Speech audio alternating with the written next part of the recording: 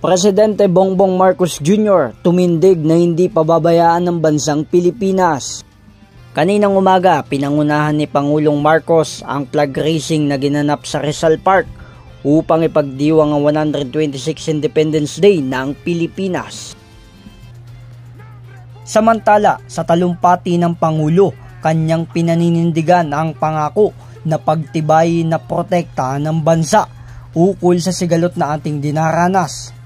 Wala namang pinangalanan o binanggit ang Pangulo na bansa at kanya ring binigyan diin na tungkulin niya na ipagtanggol ang ating kinasasakupan. Ang ating walang humpay na pagsisikap upang mapabuti ang pamumuhay ng ating mga mamamayan.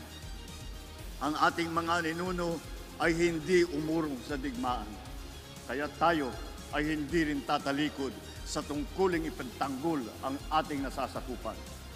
Ipakita natin sa buong daigdig na ang tunay na kapangyarihan ay hindi nasusukat sa lakas o sa yaman, kung hindi sa tunay na kahulugan at katwiran ng ating ipinaglalaban.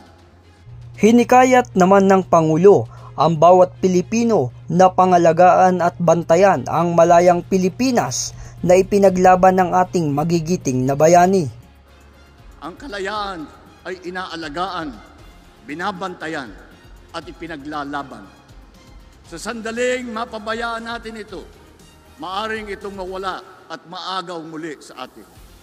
Giit naman ng Pangulo na porsigido siya na ipagpatuloy ang magagandang proyekto at nais ng Pilipino para sa ikauunlad ng ating bansa. Ring hamon na patuloy na ipaglaban ang ating kalayaan.